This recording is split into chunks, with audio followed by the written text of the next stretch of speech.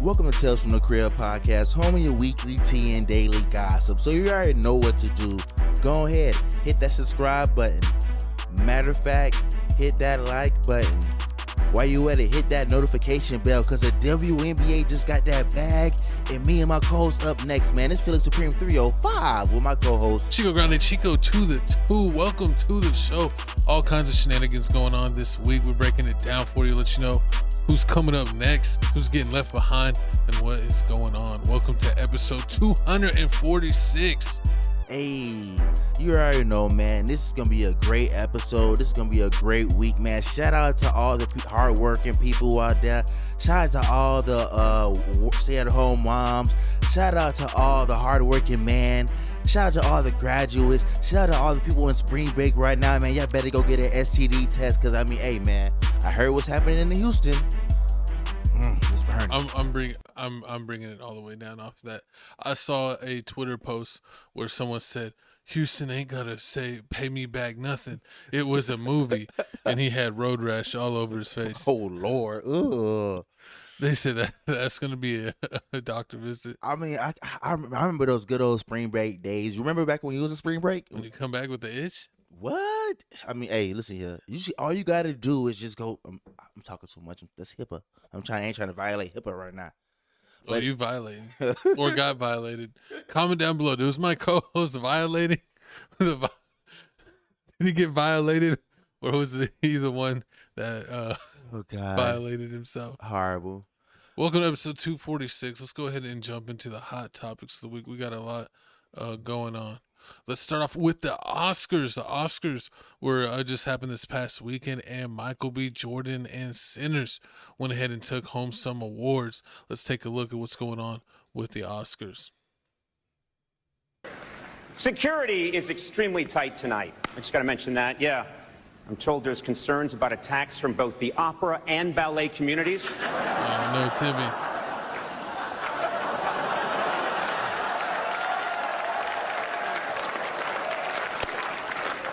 They're just mad you left out jazz. And the Oscar goes to Michael B. Jordan.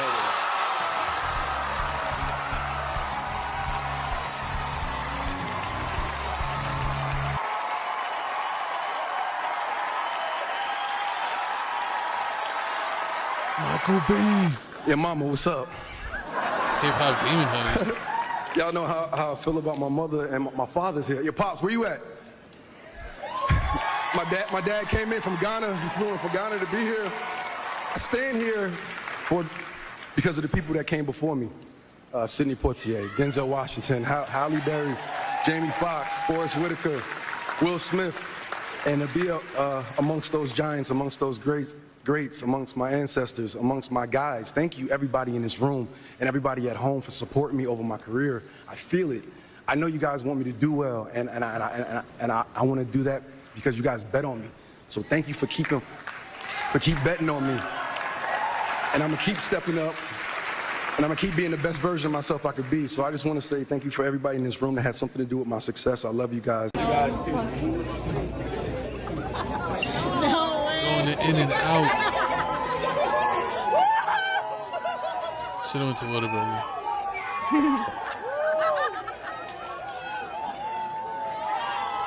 Somebody put in the comments, it was in and out.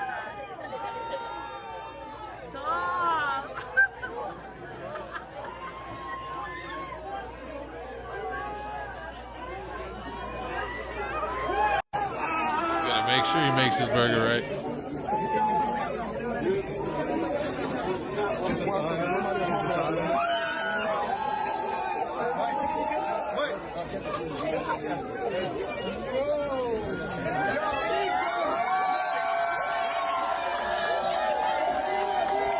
His order comes next. Everyone else can wait.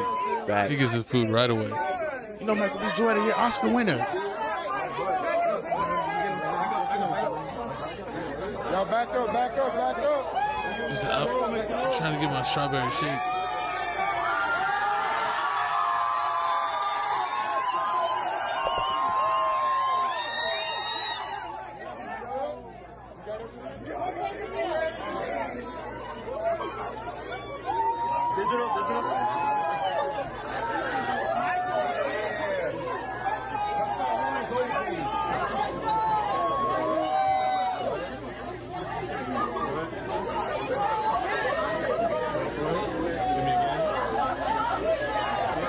signing everything for everybody.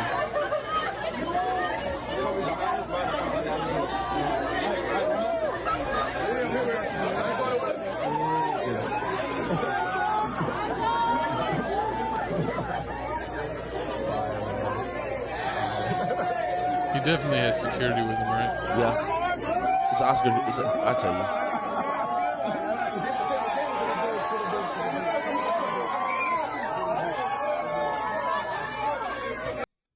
So if you didn't know, man, basically what you just saw was an Oscar. Marty Supreme striking out. Basically what you saw was an Oscars tradition. Every time they win the award, they go to In-N-Out Burger to eat. They do it every year. It's like pictures every year. They have people, the celebrity that won basically a certain award goes to the In-N-Out Burger and eats there. So the best actor usually goes in and out? Yeah. Basically, the best actor goes in and out. But I mean, this year Oscars was amazing, man. I wish I would have watched it, but once again, the way these streaming services work, I don't know which one to go to. I had to research it to try to see what channel was the Oscars on. I finally It was found on what, ABC? ABC and Hulu. So with me, my bright idea, thinking like, oh no, I got Disney Plus. You know how Disney Plus works. It's connected to Hulu, ESPN, and it's Hulu, ESPN, and Disney. Yeah. So I go to the Disney Plus app. I go to the Hulu section. Guess what? It wanted to show me Keeping Up with the Kardashians. And I'm like, what the helly? And then I'm over here typing in like, oh, it says ABC too. So I'm trying to search for the ABC app because, you know, every network got its own app. I type in ABC. ABC don't got its own app. It want to give me ABC Sports, ABC News. And I'm like, how I'm supposed to find this? I'm typing it online. I ended up watching it on YouTube in sign language. And guess what? You see nothing but the sign language person, Gavin. You see nothing but the sign language person when you watch sign language Oscars. I was so That's upset. terrible. I have cable. I just had it on the right channel. I hate you. I should have went to your house. I hate you. I had it on in the background while I was doing laundry. What? And I was like, oh, that's interesting. Okay, congratulations to them. I'm over here This man over here struggling. Why you think I was texting you and everything? You was like, I was like, once you text me and it's longer than 2 sentences, I'm like, I'm not reading that. I can't stand you. I'm over here struggling, trying to sign in. Mute conversation. My co's like, oh, the Disney Plus app don't work like that. I'm like, what you mean Disney Plus don't work like that with Hulu? It's supposed to show you everything on Hulu. It's just want to show you TV shows on Hulu. You get a handful. If you have Hulu, you can like unlock it. But you have to like log in through the Disney app and then you get all of Hulu. But if you don't unlock it, then you get like a handful of Hulu. But don't they offer? That's just see streaming service. They have like a combination package where you get Disney, Hulu, and ESPN Plus all together. But you had it before that, so they should be grandfathered in. Yeah, I had it before that. You should be. But I never wanted to get the pay the extra for the Hulu and the ESPN Plus. It's tomfoolery. So I had to go to the third best option. I had to watch it on Instagram. So, you know, I seen the clips. The Oscar was amazing. Shout out Tiana Taylor for getting that man in a headlock, and then, you know, having a shout out to Tiana Taylor for that body yaddy yaddy. Facts for her. I forgot the name of the movie she was in. Also shout out to the old lady that was in the weapons. That was in the weapons movie. That movie was also good. Oh yeah. Shout out to Seth. We saw it with her boy Seth. Weapons movie. Yeah, she was crazy in that weapons movie. Being that like demon lady, I guess you could say. Exactly. But this year was the year that I basically wanted to watch the Oscars. I was basically anticipating it because every year, like I don't care about the Oscars, but this year when I knew Sinners was out and I knew Michael B. Jordan paid 2 roles, I knew I had to vote for 2 roles, 1 cup. Whatever. And then on top of that, then you seen Timothy basically fumble the bag. You had to watch it. It reminds me of those football players that like get an interception or they're running it in and then they're showboating and then they drop the ball and it's like technically before they cross the line. Yeah, like Deshaun Jackson. So it's like a turnover on downs and there's no touchdown. Oh my God, the ultimate embarrassment. That's what I feel like Timothy did. If he would have kept his mouth shut, I feel like Marty Supreme could have won a handful of awards. I don't know if he would have won because Sinners was like a moment in time, so I don't know if he would have won Best Actor. But I think it definitely screwed him out of winning any awards. He was 0 for 9, so I mean I definitely feel like the Oscars basically made their point. Shut him out. They basically taking shots at it the whole time. We played the first video right there. As soon as it started, they was like, oh, we got doing jokes. Yeah, we got extra security and everything for all the ballet and all. So I mean, ballet and opera. Exactly. So you already know they basically made sure Timothy learned that you definitely don't talk down on Don't talk down on other arts when you're part of the arts, because Ex- they consider actors a part of the arts. Exactly, because I mean, once again, Michael B. Jordan played two roles, and we've been waiting for Michael B. Jordan to basically win an award for a long time. I mean, he came up. You ever seen the show The Wire? I don't think you ever see. I remember it, but I didn't watch it. So basically, he was on The Wire. He started off on The Wire. He didn't go to acting school at all. So basically, he used using the TV show. He's been in like a lot of stuff for a long time, like stuff that you'd be surprised. Like He when did he was young. He did the Chronicles. You ever seen Narnia? No, the Chronicle movie. When it was like him and his friends, they had superpowers where like they could move things with their mind. Oh yeah, They had that movie. Then on top of about that. Then they had the Creed movie. You ever seen? You already know, see the Yeah, Creed, I love the the boxing. Creed movies. That was definitely fire. Then you already know the Fruitvale Station movie. I mean, Michael B. Jordan. He's done a whole bunch of. And you can't forget about Black Panther. Yeah, a lot of people said that they actually liked him better than Chadwick Baldwin. Tragic Baldwin, as he like to call him. Exactly. I mean, he was so good. He died, and they wanted to bring him back to life in a new Black Panther. But yeah, if you go to TV shows right there, Well, they say he's gonna be an I Am Legend too. I mean, he might be. He was in that Fahrenheit 451. Yep.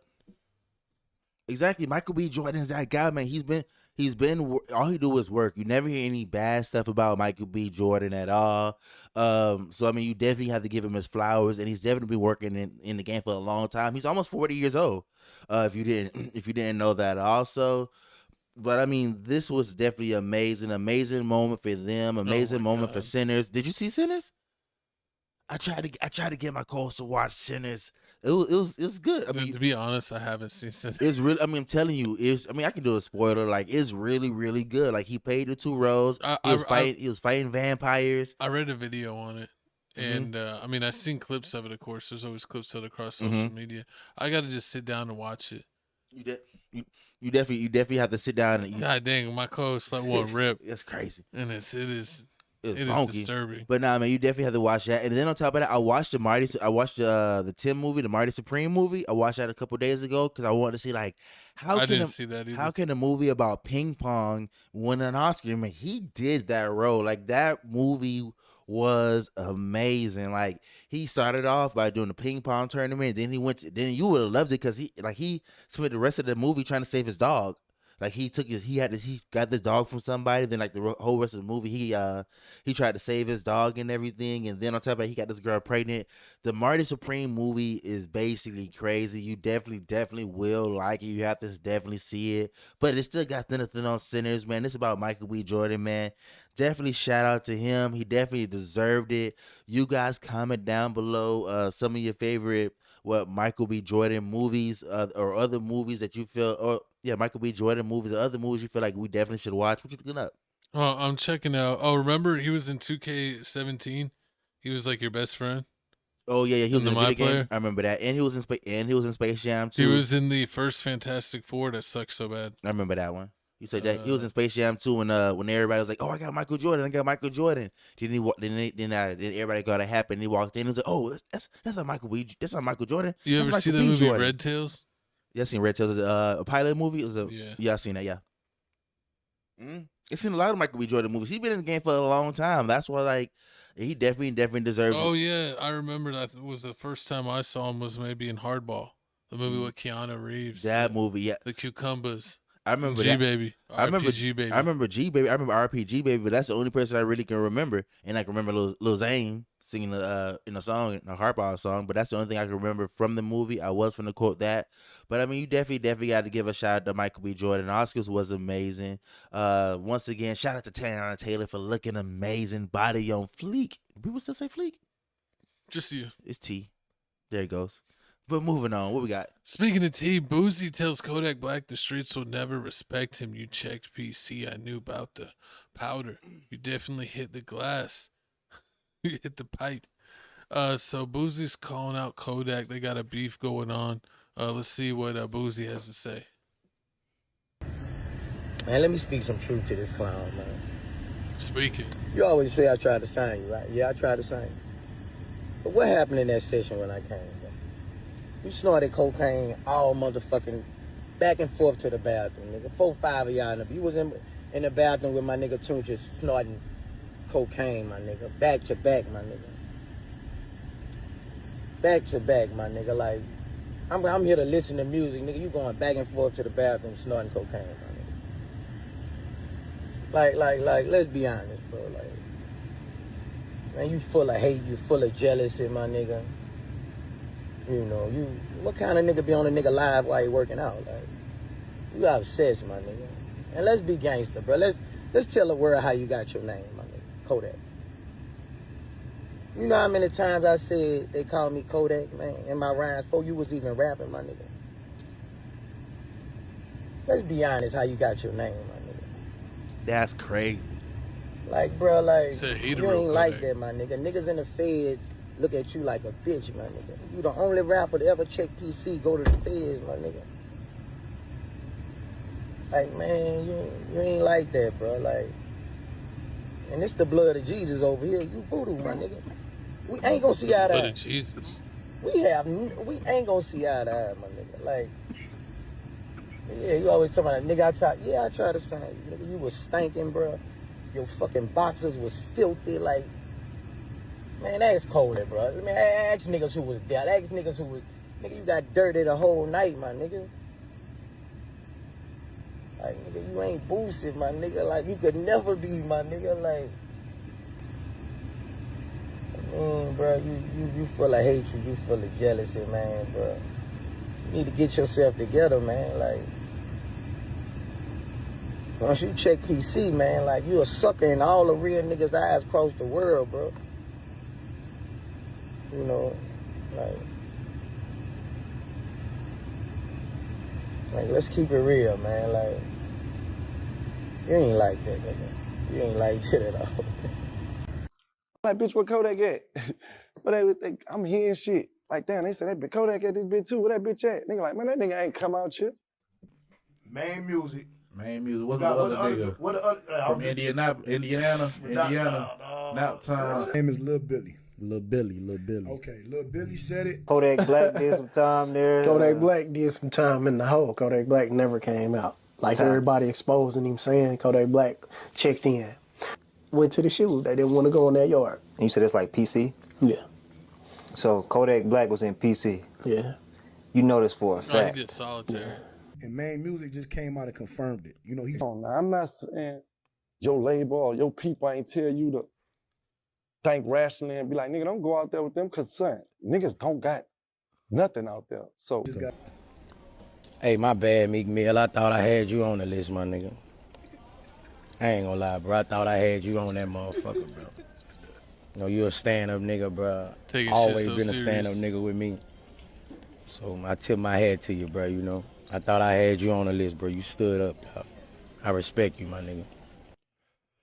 Young Thug commented saying smarter. So out of everything y'all can be talking about, Martha Stewart. Oh my God. yeah. So out of everything y'all can be talking about how to give money back to foundations and fundraisers, or how to basically help basically the hood. But no, y'all want to talk about people checking PC. Like, this rap game is cooked. This is just horrible. I have no clue why Boosie's even doing this right now. If you don't know exactly what's going on, man, Boosie don't like rats. So Boosie don't like rats. It started off with T.I. first. You know, T.I. wanted to do a song with a tape with Boosie, and then the paperwork came out, and there was like a legend that T.I. snitched, and then T.I. spent the whole time trying to show Boosie the paperwork saying I didn't snitch. And then once that all went through, then the whole 6ix9ine situation happened, and everybody started talking about the new thing. Kodak Black did a song with 6ix9ine and allegedly got paid $1 million up front to do the song. And people were like, man, and Kodak was like, man, I just like, I rat it. I just took the cheese from a rat. Ain't nothing wrong with that. And I guess Boosie didn't like that at all. He was like, no, you can't do no songs with no rats. That ain't cool. That ain't gangster. Then He's still fighting that. That's crazy. I mean, he's not. Like, people don't forget. I mean, only one don't forget is Boosie. I been forgot about that. It's the streets. Nah, man, forget all that. Out of everything, that's just crazy. Out of everything they could be talking about, they talking about this. King Boosie has spoken. Nah, they don't type of. I would understand if Kodak Black went to jail one time and then he checked PC. Okay, I understand that. Yeah, he checked PC, but Kodak's been to jail like more than 10. He's been arrested more than like 9-10 times. I mean, but honestly, it's funny that it's a whole deal and that Boosie made a list and put a list out and then was like, "Oh, I'm sorry, I left you off, Meek Bill. Let me update this list." Like people taking this shit dead ass serious when I don't think really no one gives a shit about this anymore. I mean, they give a shit about this topic, but I mean, they don't give a shit about like PC or not anymore. Because I mean, when people are like forgiving rappers that clearly snitched or talked too much or took a little bit of a plea deal that was a little too cooperative, that they always find a reason to get them out of it. So if a rapper or someone famous goes in jail and they do PC. I don't think anyone judges for them because they don't want to go in there with the people that have life and have nothing to lose, and they either get extorted or stabbed. I mean, we saw literally what happened to Tory Lanez, who wasn't in PC, and he got stabbed in the neck and had to fight for his life. Exactly. And on top of that, Kodak got pardoned by Donald Trump. So you already know Trump ain't finna pardon nobody that's in jail. Like, okay, you got arrested for this. Okay, what is he doing now? Is he cooperating? Is he in jail, not causing any problems? Like, oh no, he's getting fights here, getting fights there. Trump wasn't finna pardon that, so I'm pretty. He's acting up, getting caught up in shit. Exactly. So the same thing happened to Lil Wayne. Like the same thing happened to Lil Wayne. He ain't causing no problems. You trying to just do your time. Well, honestly, sometimes some jails do it out of safety for a person. Like they don't even give them the option. Like we're putting you in PC. It's like like they trying to do with like they was allegedly trying to do with Dirk. They was trying to put him in PC because it's like allegedly causing a riot in the cell that he's in. Like everyone wants to go talk to him. Everybody wants to go talk to him. Everybody wants to go rap for him and everything. And like you said about Tory Lanez, Tory Lanez was in PC and he got stabbed up. So it's not like PC's basically safe place. It's not like you just away from danger. Jay-Z sent that hit. That's horrible. But I mean, this whole thing is just crazy. I mean, I don't feel like one of my favorite rappers going to PC should ruin his rap career at all. I mean, I'm still gonna listen to his music. I still listen to Boston Richie. I still listen to Young Thug. So you can't say anything because you still listen to Young Thug. I mean, not really. You hater. And then Gunna. I listen to his old stuff. Still snitch. Don't matter. That was before he changed. He switched. I mean, I don't know. Then on top of that, then everybody still listening to Gunna. So this whole snitching thing going. Then, like everyone was a fan of what's it? YSL Woody. Exactly. Even though he was like. He became like the most popular snitch, like the mascot of snitches. Exactly. Every time you go on YouTube, you see YSL Woody showing on his face showing up. That's what I'm saying. I don't understand how it's even a topic in today's time when you got people like YSL Woody, who's a glorified snitch, becoming a baby celebrity. You got Charleston White, who is an open snitch, basically a celebrity, becoming an internet celebrity. You got Gunna snitch, being a celebrity. Snitched, but then he had that one song that had a sample of the girl F going, "Ooh." Yeah, or what is the girl? What sound does she make? I forgot. Whatever ad lib she does. And that people are like, it's catchy. I forgive him. 6ix9ine, they got 6ix9ine doing streams. They always want to watch 6ix9ine. Like as soon as 6ix9ine got out, all you kept seeing was 6ix9ine on stream just talking shit about people. Yeah, I mean everyone hated 6ix9ine, but then once he hops on the streamers, they're like, he's actually pretty funny. It's just like, man, no, it's not the 2000s anymore. Like people stopped caring about that shit like around like 2012, 2013. People started like really hate, like there's no strictness, there's no like people getting pushed out, there's no more gatekeeping, no one's calling you a poser and like or a snitch and like making it stick anymore. Exactly, and then on top of that, if you let this whole PC thing slide, like you start canceling your favorite rapper because of the whole PC situation. Imagine what's gonna be next. It's gonna be like, oh yeah, this rapper went to jail, but he was in the library the whole time. He never played basketball with anybody. He was on the yard. He was scary, like for real. He was in church. Like people, oh Lord, that's definitely no. You definitely don't want to mess with people that's in church. Not those people, but yeah, this whole situation. Out there finding the Lord. This whole situation is just silly and stupid. I mean, I'm pretty sure. I hope Kodak and Boosie basically hash this out because there's no real problems with this. Kodak Black didn't snitch. So what if he had to go PC? I'm pretty sure the record label. Kodak Black's got his own problems with sobriety that he's battling. Like, so it's Exactly. Like, then on top of that, like Kodak Black always talks about like he doing all these drugs. He told you ask for the how that song go, that's the Super Gremlin song go. I knew it was a perk, but I ate it because I'm a gremlin. Exactly. So I mean, he already knew. It's like Kodak Black you already know he wants to do the dirty drugs. So He's like, I don't care if it's got a little fent in it. I'm a fent gremlin. Yeah, he always said it, and I don't even know why Boosie even acting like this. Because I mean, Trick Daddy said he smoked boom blunts, which is basically like when they smoking regular blunts, but they mixing a little extra stuff into it. I mean, it's a lot of old school rappers that did it, and I'm pretty sure Boosie looked up to them and wanted to rap with them. Yeah, basically. Like you touched the first exactly, basically Jeffries, and then on top of that, you hanging around Diddy and all that stuff. So what Diddy out here doing? Take that. Come on, nah, man. It's just a crazy game out here. And then ain't no party like a Diddy party. So yeah, that's just shout out to the Lakers get another W. Man. Exactly, but what Boosie really need to talk about? Boosie needs to get off Kodak Black back, and he needs to start calling out Charleston White because Charleston White calling you out every chance he get. He over here. Charleston White is like, it's like you're in a lose-lose situation. You might as well just ignore him and let him go away, right? Rather than acknowledge it and add fuel to the fire. And then if you ever see him, he's gonna try to mace you. Even if you try to fight him and get him to agree to a combat, like he's just gonna mace you, or he's gonna call the police and say you assaulted him and try to get your probation, like he or get you caught up with the police. Yeah.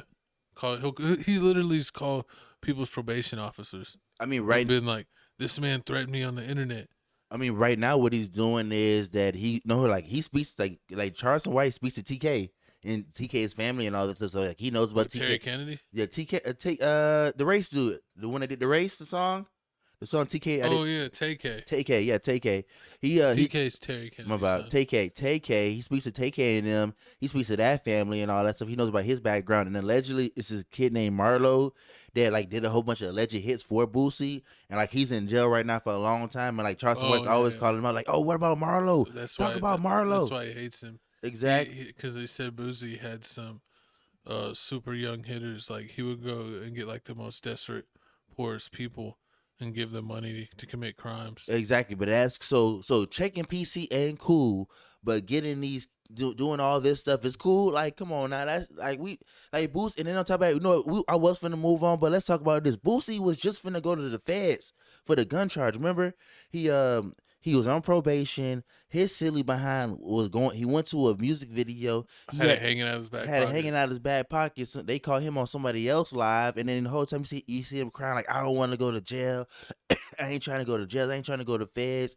He beats they're gonna take advantage. Exactly. Oh, I ain't say all that. He beats the feds. Doesn't have to go to the feds at all. You would think that would like change his mind. Like, no, he want to come out here and call people out for checking PC. Kodak check PC. Come on, man, it's crazy work.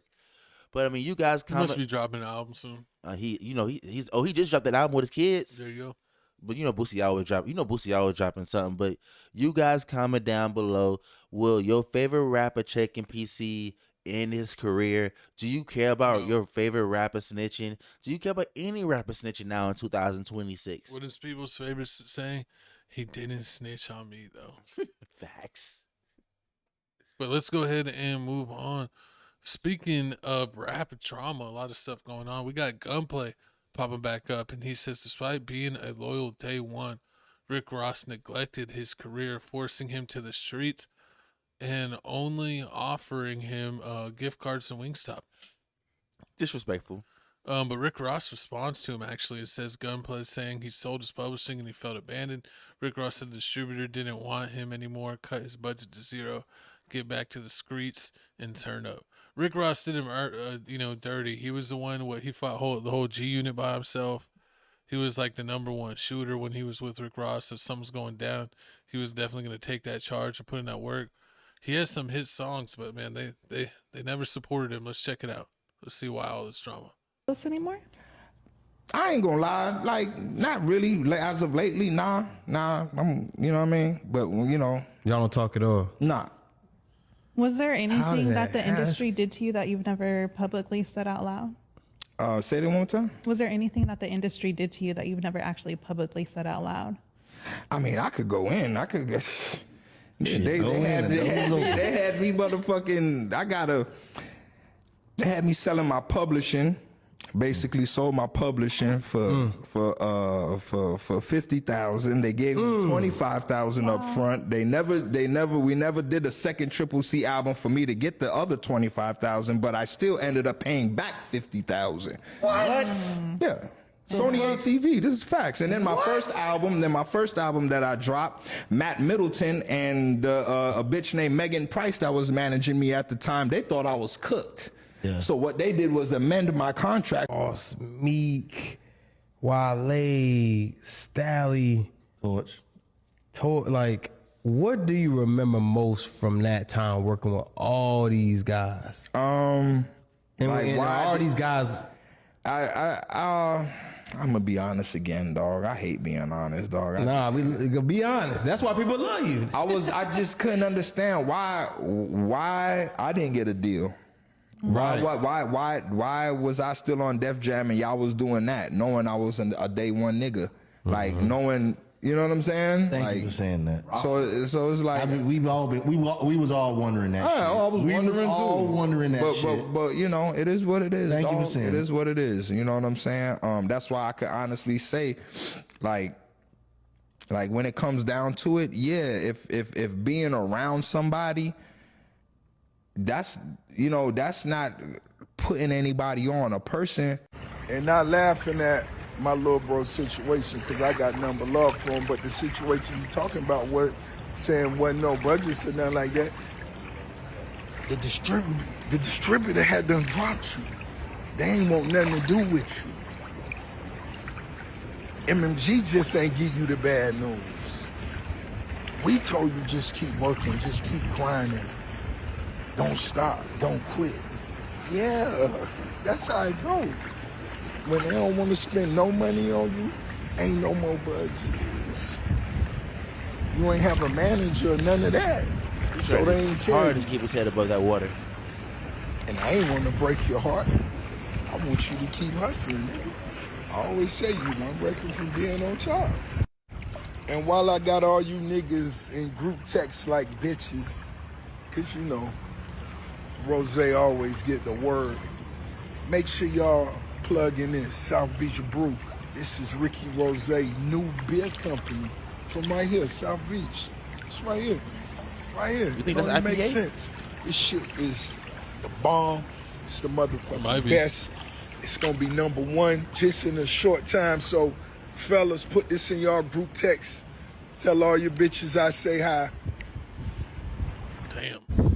For young hustlers, I want y'all niggas to just reflect and always remain appreciative of that work that niggas done put in for you. Niggas done put in 20 years of hard working, and when you niggas meet a hoe, y'all start tongue kissing on love and hip hop and throw the 20 years away. You know, when niggas fall in love and say hoes lawyers and they don't be lawyers and they just... How you feeling now? That's how niggas feel. Yeah. So I know how it go. I feel it. I feel you. Hey, that nigga was tongue kissing that bitch.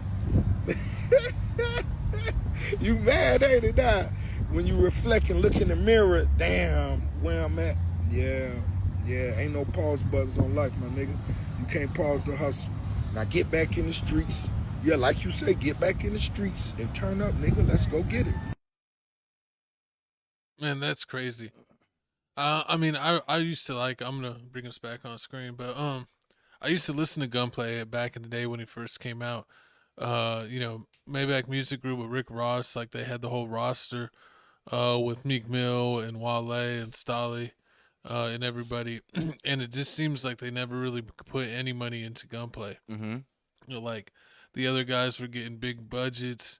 If you look on their albums, they were getting a lot of big time features. When it comes to Gunplay, it seems like he was still getting like his friends, and he wasn't even really getting like the guys on his albums. Like Wale wasn't hopping on a Gunplay album.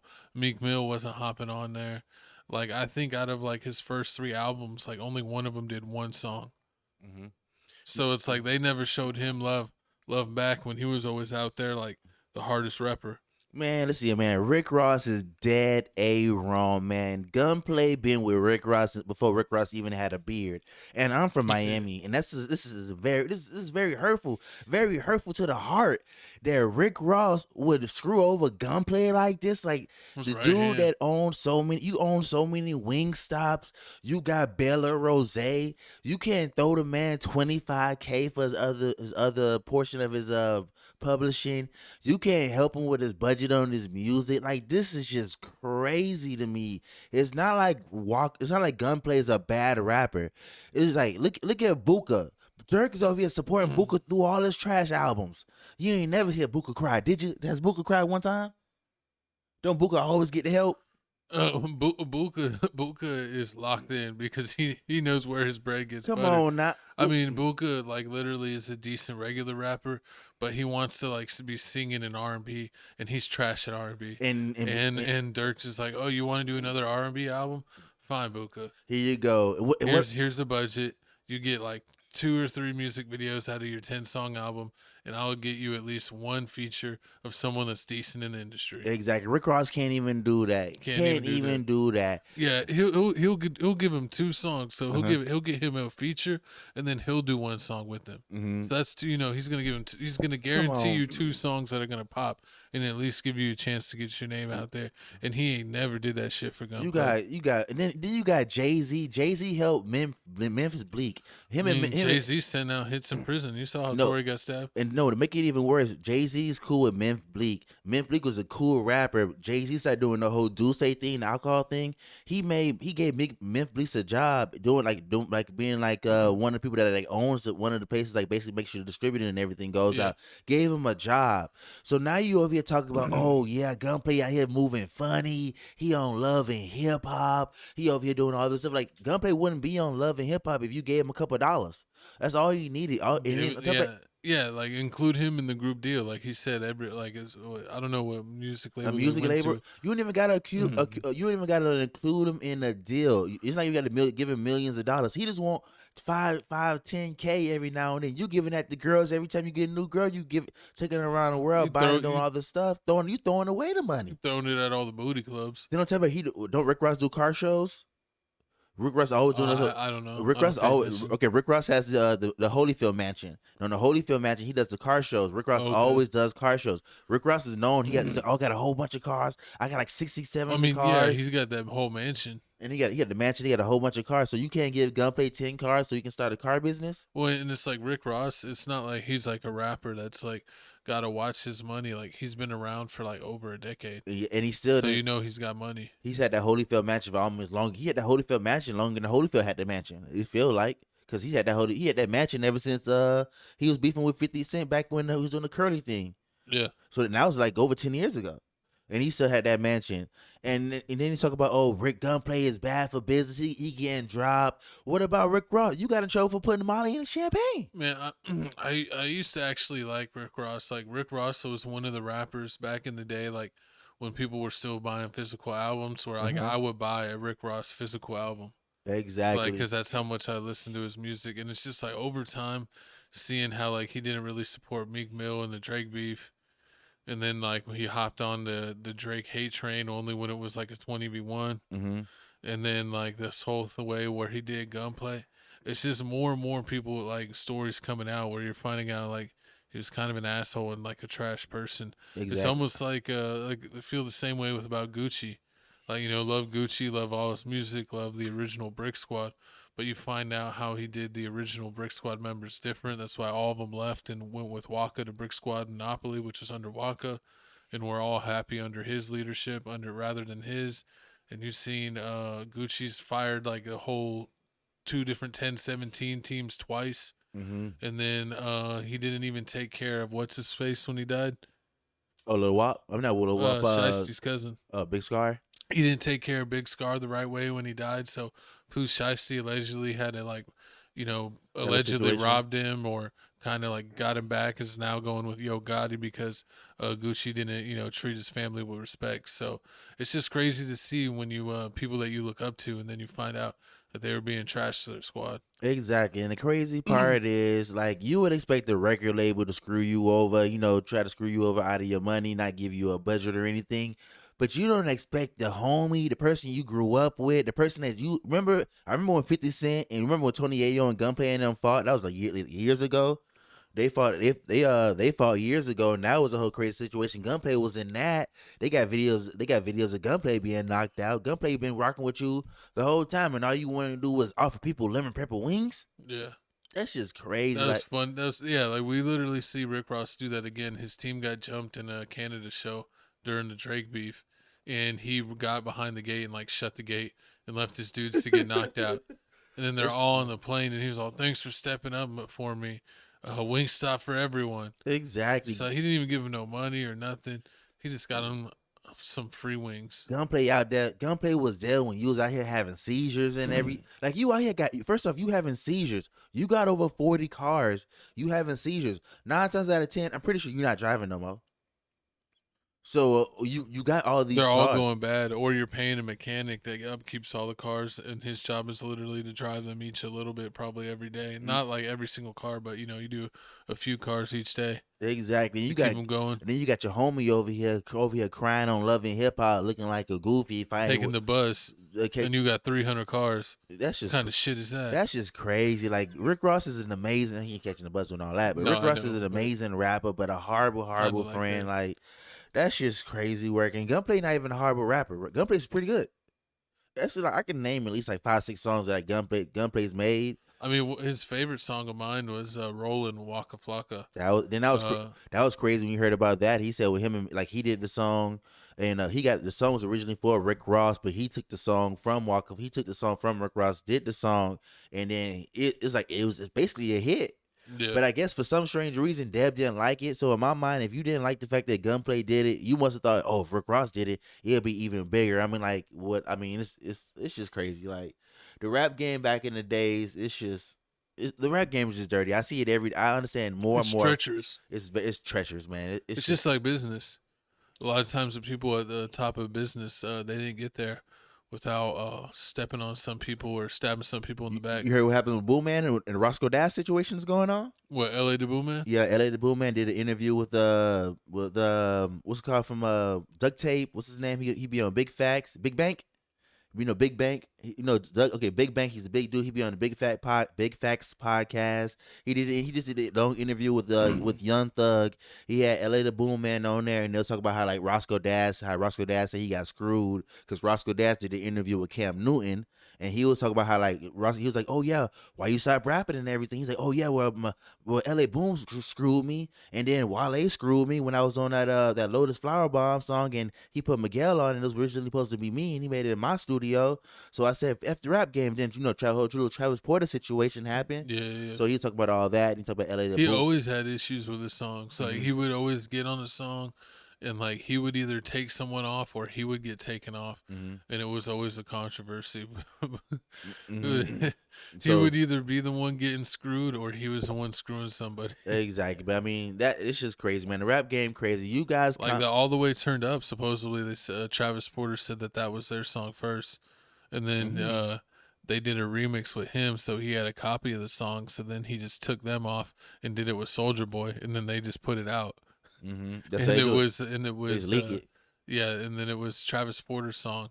That's what you you find that out a lot in the rap game. Like if you do a song and the record label don't want you to put it out, but you think it's fire, you just it leaked, and then you go on this wild goose chase and got hacked.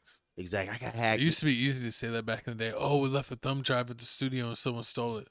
I remember those back in the days. But now it's like, nah, like exactly. It doesn't work like that. Exactly, but it don't work like that no more. But you guys comment down below once again how y'all feel about this whole Rick Ross Gunplay situation. Is Gunplay in the wrong? Is Rick Ross in the wrong? You guys let me know. Rick Ross is always wrong. Facts. So speaking of right, Jack Harlow says that he got blacker now that he's making R&B music. We're gonna play the video and we're gonna let you guys be the decision maker. Be the judge. I'm saying you didn't retreat into a whiter genre. In fact, you arguably went deeper into I got blacker. Black music. Yeah. Deeper into blackness. Yeah. So was that conscious? Was that a little twist on the typical move that white rappers make, which is to retreat back into traditionally white sounds? It certainly made what I already wanted to do even more appealing. Absolutely. Because you like pushing that boundary, that line? I think I love black music. I love the sound of black Who music. among us? Yeah, I it's love like- the sound of black music. Yeah. And of course, I'm hyper aware of the politics of today, that safer landing spot that a lot of my white contemporaries have found. And of course, it appealed to me to do something that I felt like at a time when there's plenty of people expecting me to take some of the routes y'all are taking. Yep. To take the route that not only might not be expected, but is also the one I genuinely want to take. So all the stars aligned in that way for me. Man, it is crazy. Jack Harlow dropped this in the interview, and people are absolutely losing their mind. And his album, what is it called? MON-ICA. MON-ICA. They said it stands for what? You already know. You already understand it for. But I mean, this album right here, the new Jack Harlow album, it's a short album. It's about like 9 songs. It's different, you know. It's neo soul. But I mean, I knew something was funny when I first seen the first album roll out, and he was in a diner with like these 2 big dudes. I'm thinking like they was like his security guard, and and then they told Jack Harlow like, oh, you know, you look like, you know what, you'll never marry a white girl. And then Jack Harlow looked Who at says that? that's what the black security guard told the Jack Harlow. Said you would never marry a white girl. And then and Jack Harlow looked at his black security guard and said, no. He said, you'll never marry a white girl either. And then they started talking. I was like, so this is your album rollout into racial dating? Like, so you a rapper? Like, and I should have known since then that something funny was finna go on. He's pushing eye. It's horrible. And then you got him going on this podcast with these 2 white people, and he's talking about he's blacker now because that's what's funny is he wants to talk about his blackness with 2 white people. Exactly. It don't make any sense. Not anyone that can even call him out on anything. It's like he wants to see. It's just crazy, and like he's just feeding into it, and then like he's dressing like he's wearing the quarter zips, he wearing the Kango hats, and it's like, come on now, like. I understand if you like neo soul music, you just put it out. You don't gotta dress like it. Like you really don't gotta dress like when it's like he's putting on a costume. Exactly. It's like when like Beyonce did a country album. You know who Big Extra the Plug is? Yes. He just did a whole country album too. But you don't see Big Extra the Plug walking around here dressed like a cowboy. You should. I mean, he's not though. And I would definitely watch all of his music videos for the country That songs is crazy. If he was wearing like a cowboy vest. Nelly over here did the song with Tim McGraw.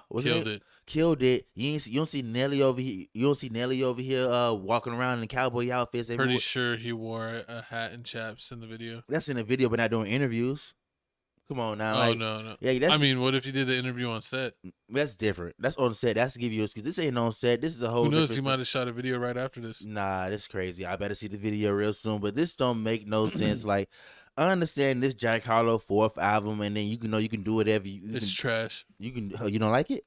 I bet basically everyone said that's trash. Anyone that said no. We don't talk about. Hey, we talk about you. I've been playing the codes. You tell me trash. What? And I would agree with the critics. Wow. They rated it out of 10, and they gave it like a 3.5 or 3.7 out of 10. That's kind of the consensus. This is how you feel too? Is it too high? They said it sounds like someone that like thinks that they know what neo soul is, but actually has no idea what neo soul is, and that like he's completely like trying way too hard. It's just like you do it and then like, you know, whatever, you know, reaction to it happens. But it's like he's like even trying to force the reaction. I think they trying to compare it to like Mac Miller. Macklemore? My bad. Or Mac Miller. Mac Miller. Because people love Mac Miller of all races. Yeah, come on, Mac Miller. Yeah, Mac Miller. He basically like changed the way he rap, but he ain't changed the way he dressed. He ain't started dressing.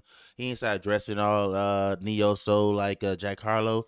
And another thing that don't make any sense. Like I said, this You is got to get the hat like Common, the golf hat, the Michael Jordan hat. who here Jack Harlow already got it. He can borrow it from him. But what makes matters even worse, I understand if it's your fourth album, and I listen to your past album, and every now and then you sprinkle a little neo soul into it, into like one of your albums, something like that, like an album cut, or you got one song, it's like the last song on the album.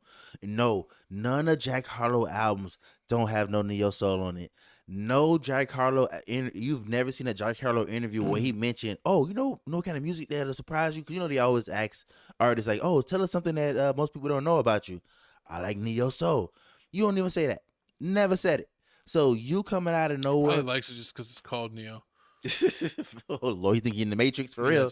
Because I'm the chosen one. Nah, the Matrix gonna be them album sales. They already projecting this. He's gonna be selling 30K. 2K. You think 2K? I thought he was doing City Girls numbers.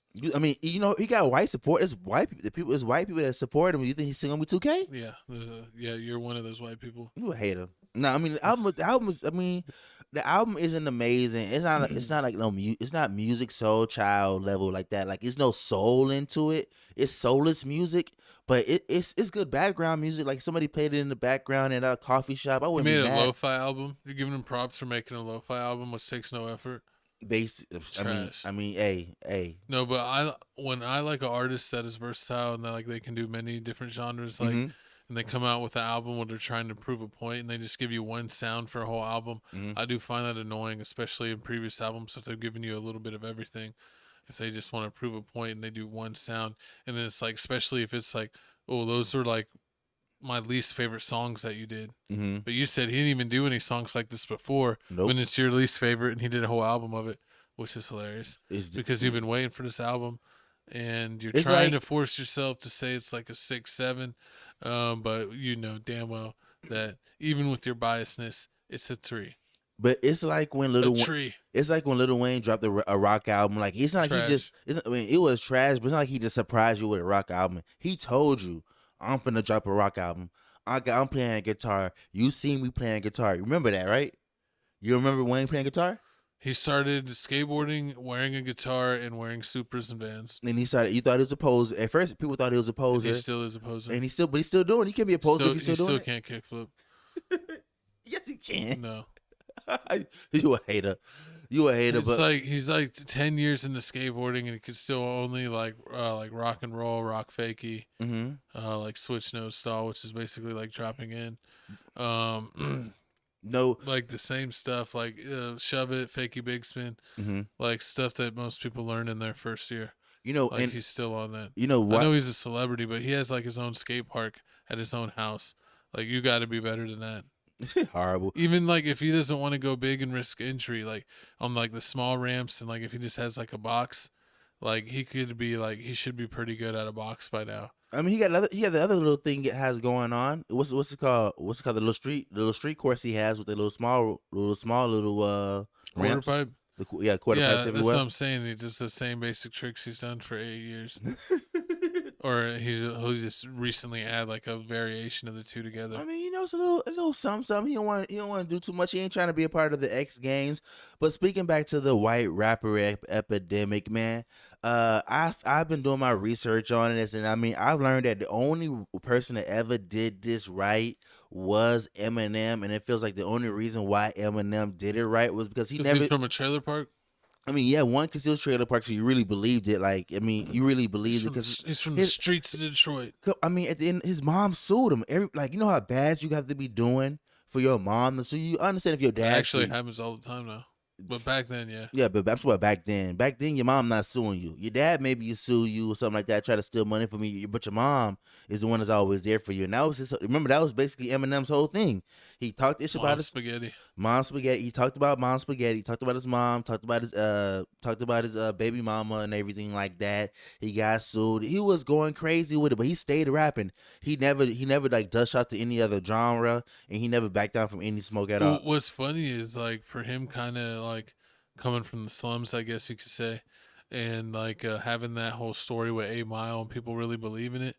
It's I believed like, it for real. well, no, I mean, it's true. It's what happened. But what's funny is like that like came out like a little bit after he had already been out, Mm-hmm. and like people got into that story and like that story. But if you realize like what literally put him on the map was like funny songs. Yeah, it's Romans on your lips and all that stuff. Yeah, not the street songs. Like yeah. that's how he got in the public eye by just like almost making songs like Riff Raff. Mm-hmm. And it's funny because it's like he made those like funny songs, and then like I still never like took him that seriously because like I never really like listened to his other stuff because like if you were watching like back then TRL was big with like the top music videos. Yeah. And his music videos that would like make it on TRL were all of his like joke songs. Yeah, he had to do like because he would still do joke songs like throughout his whole career, but like all of his like harder stuff was either on like mixtapes or on like just like the songs that didn't make it big, that didn't get a big popularity. Like remember he did that My Salsa and a couple other songs like that. Salsa, my salsa. That song was right with the D12 album. My chicks don't even know the name of my band. That, but My Band. I realized when you're a white rapper, you have to do two things because you start off rapping, but you only gonna make so much money rapping. You got to do something. You got to like feed your white audience because that's your core audience. Because realistically, the white audience is your core audience because they don't want to buy your tickets. They don't want to go to your concerts. They see they see they self in you. Like it's a whole bunch of white boys. Oh, he rap just like me, and he got like he doing it. They that's your main core audience. So you got to just do something for them to feed them. That's gonna make you. That's gonna catapult you. But then that's the problem that these people find. Like that's the problem that a lot of these rappers come to. Cause like what you gonna do? You go Post Malone rap, you rap, but then you start doing the country music and everything. You see the country music is blowing you up. They absorbed him. So you just stuck to country music, and you see other people like. Who was like MGK? MGK was doing rap music. He was doing that for a little while, but then like he started doing rock music, and now he just blowing up out of rock music. Now he trying to go back to rap music. But you see Eminem. Yeah, it was funny how that went. Like he was doing rap music, and then he like got into acting and like killed it.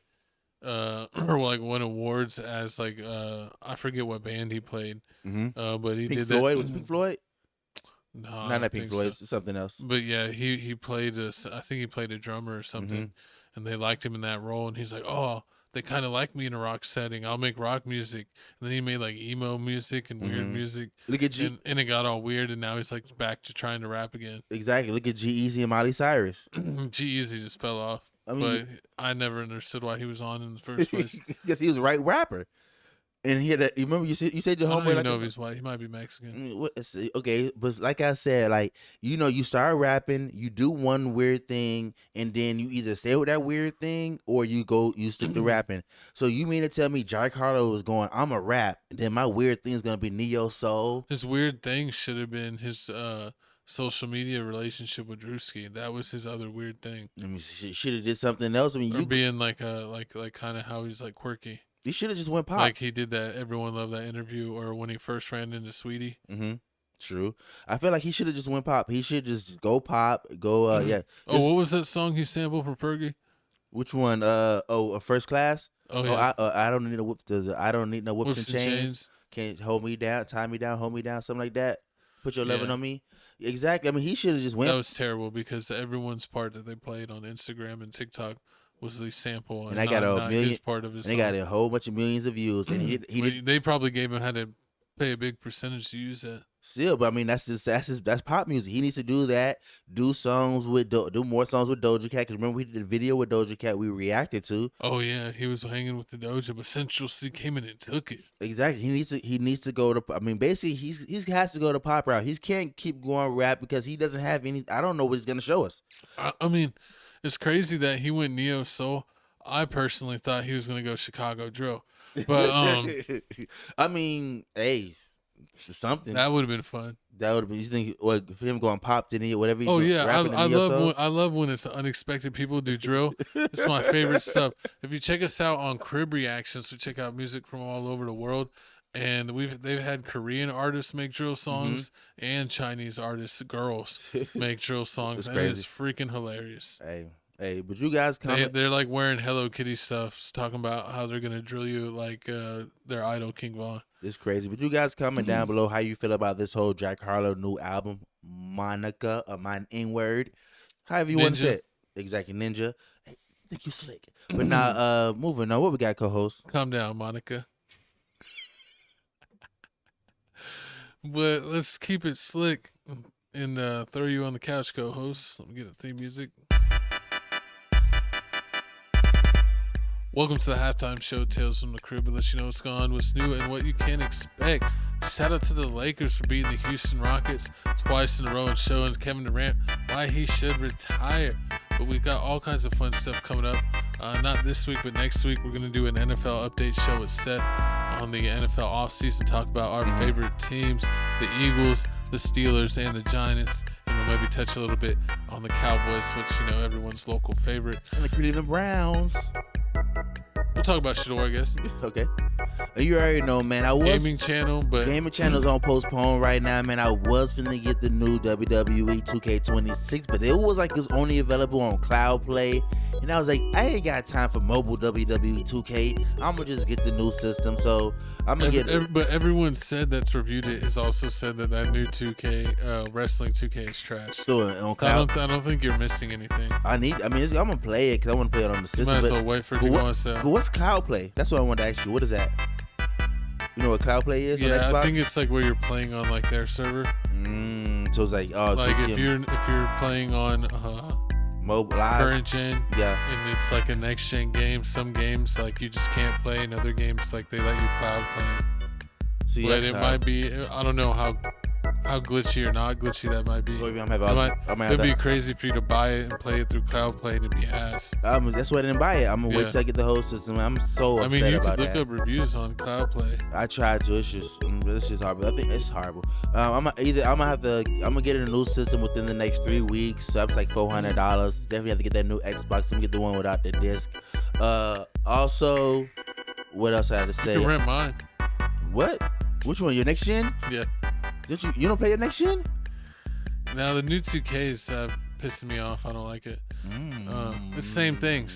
The new 2K was supposed to be good. I like the old. I like the 2K last year better. No, I'm kidding. No, I still gotta play Dragon Ball Z. You don't worry about that. You don't need all that. Yeah. And then shout out anybody that want to sell the Xbox next gen. My coach will give you a do massage exchange for that. Ain't no party like a Diddy party. But speaking of exchanges, we got Crib Reactions. Check us out. We got just past 15,000 subs, on the road to 25,000 subs. Dropping all kinds of videos from all around the world. Check out our latest reactions. We got Hana, we got Blackpink, we got Tokyo Drift Remix. So check out all the videos on Crib Reactions. We got a Patreon over there, exclusive content. And you can always super thanks on this video and any available videos. Like, comment, subscribe to stay in this channel. TFTC Sports for the sports channel. Like I said, we're going to do an NFL update show with Seth, an NBA playoff preview show, and then cover the NBA playoffs through the whole playoffs. That's going to be a lot of fun. Just know I did it. What's the song stuck in my head? Just know. You love G-Eazy. Just know. Yeah, he got Megan Thee Stallion. What you mean? Everyone had Megan Thee Stallion. Even Blueface. Well, speaking of having it, 1090 Jake said he ain't having it with all the dissing. They want to talk trash about him and him exposing everyone. He always gonna wants to expose them in the ring. He's challenging them to as a snitch to a fight. He'll say he'll fight Real Boss and Snitchy. He'll fight Gunna, who's going to beat up all the rats one by one. Let's see the video of him talking about this. 1090 Jake, man, I'm rocking with y'all and y'all rocking with me. And for this video, I like me to beat the shit out of any rapper I've exposed. Now, I was watching the Adin Ross fights last night, and I felt motivated, compelled, right?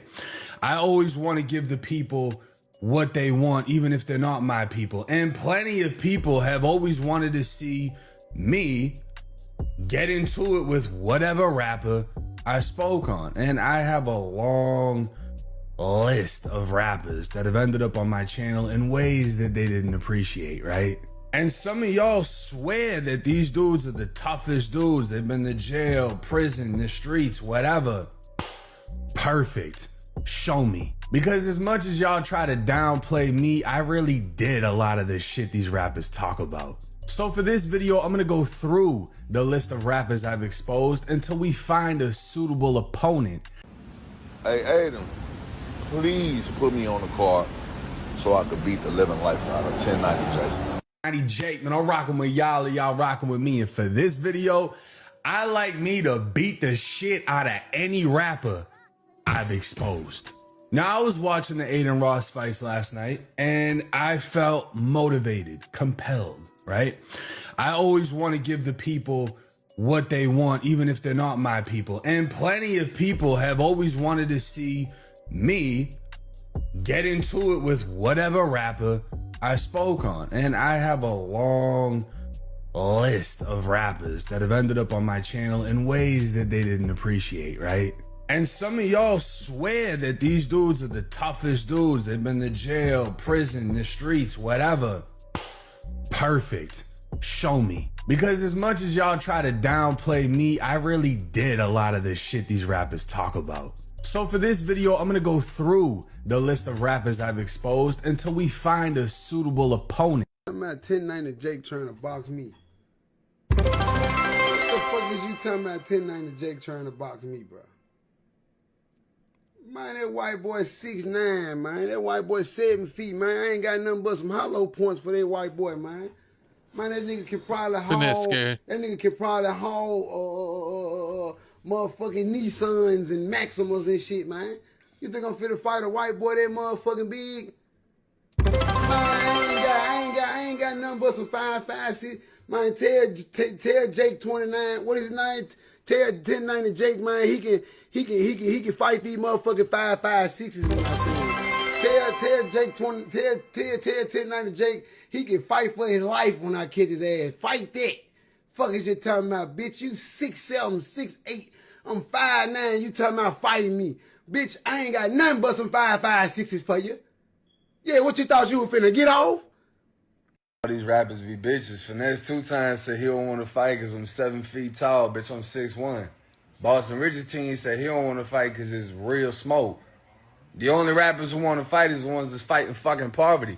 They say, oh, you can fight King Yellow. We'll give you 2 bands and a t-shirt. 2 bands. That's 2 bands and a t-shirt. Yeah. Why King Yellow, why say F me for? Oh, man, it's just crazy. But nah, man, this is sad as hell. This is sad as hell. I'm looking at all you rappers and I'm just shaking my head because if this was Adin Ross or Neon, y'all would have been on it like, oh yeah, let's fight. But because it's somebody that's most likely because it's somebody that's the same height as you over here ducking smoke, saying, "Oh no, I only got hollow points and hollow tips for you." Like that's just sound like my co-host. That's just trash. My co-host square up. Nah. The only thing I'm squaring up is a shotgun. Nah. See, I'm gonna throw them hands. Because I definitely would like to see 1090 Jake versus somebody, especially versus Boston Richie. I mean now. Oh, what about him versus Ruga? Exactly. I mean, did Ruga snitch? I don't think Ruga snitched. No, he said but I think he said but just like if he's fighting a rapper. Nah, he said he only want to fight rappers that did. Yeah, I would 100% take him over Real Boston. I mean, hey, you know, Real Boston need the money. You see, he showed up at a half-empty club and nobody cared. I mean, hey, he looked like a regular person. But I mean, I definitely want to see that fight. I mean, Boston Richie and his team is saying, "Oh, it's real smoke, so we don't want to fight." Like, what you mean is real smoke? When you see 1090 Jake in the streets, you not finna do nothing to him. So I mean, you might as well get a bag out of this and make some money. Like, I hate when rappers say, "Oh, no, you gotta pay me," and then when you come with the money, "Oh no, I can't do it." Like, man, just go ahead and fight and get it over with. Like, I mean, put your money. You say you always doing all this tough guy stuff, man. Put your money where your mouth is. Like with the whole little DJ Academic. I want to see DJ Academics fight Lil Baby. What's crazy is like I 100% agree with like people should box in the ring rather than, you know, do something stupid in the streets and go to jail. Sneak attack you? That's all they gonna do is sneak attack you and jump you and try to backdoor you. Man, be a man. Show head up. Put on some gloves. You know it's fair then. What I'm saying is a lot of these, I agree that, you know, win some, lose some, live to fight another day. But a lot of these rappers don't want to do that because if they get like a meme loss, they feel like that's career ending. If you get meme knocked out, like people don't want to care how no matter how fire your next song is. They're like, ain't you dude that got knocked out and your arms crossed and you started shaking? Get the hell out of here. That means you don't want to hear that. That mean, basically means you wasn't prepared for it. That means the whole time when you're supposed to be training for a fight, because it's not like the fight gonna come up out of nowhere. I mean, I understand if you show up to a fight and you look like you didn't train at all and you get your That's what ass usually happens. knocked out bad. That's your own fault, 100%.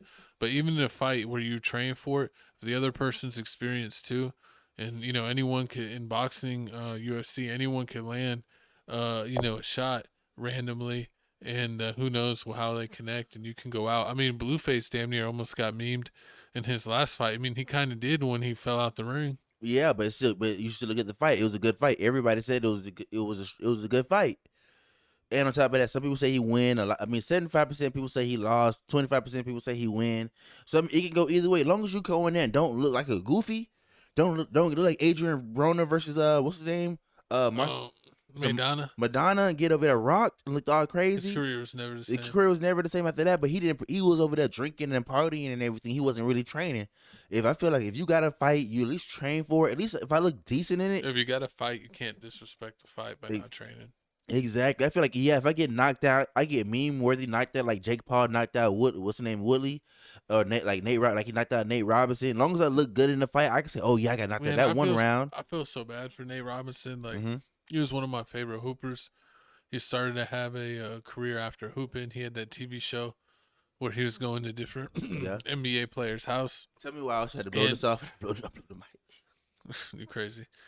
And he was, showing different hoopers' house, and he had his own like vlog show where he showed him going around and doing his stuff. And then he got knocked out by Jake Paul, and all that shit stopped. His show stopped. His own YouTube vlog series stopped. He was like starting to be on NBA TV and stuff. Like all that shit stopped, and he like went completely 100%. He was like ashamed how he got knocked out. Went away from the limelight, and then he found out he got super sick after that. It's like that Jake Paul curse. Like even that dude that Ben Askren's he fought, that former UFC fighter that he fought and beat. That dude got some disease and like almost died.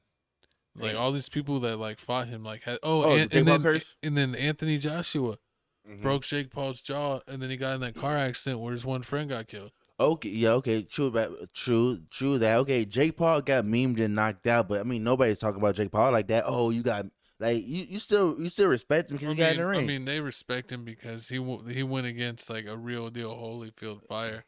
That's probably the reason that he still got memed pretty bad, but at least it's not like career ending because dude, he was literally a heavyweight champion. Exactly. So like I said, man, if Gunna, Boston Richie get in the ring, or Finesse Times get in the ring with 1090 Jake, as long as they look decent, they should take the easy fight because sometimes like they don't let you like fight someone good right away. Yeah, they should fight Super Hot Fire. Fact. I'm a dog. And once they beat Lord. have it like in the Pokemon trainer thing, like you got to beat him first. Oh Lord, but I mean that's crazy work. But speaking more about boxing, speaking more about brand risk, man. Shout out my dog. Shout out Adin Ross for putting on another brand risk fight. This fight right here was definitely real good. Way better than the Adam 22 versus Jason Love fight, which only lasted 15 seconds. That was a ripoff. That was definitely a ripoff. But we gonna play this video right here. Then we gonna come back and let you know some other things that happened during this boxing match. I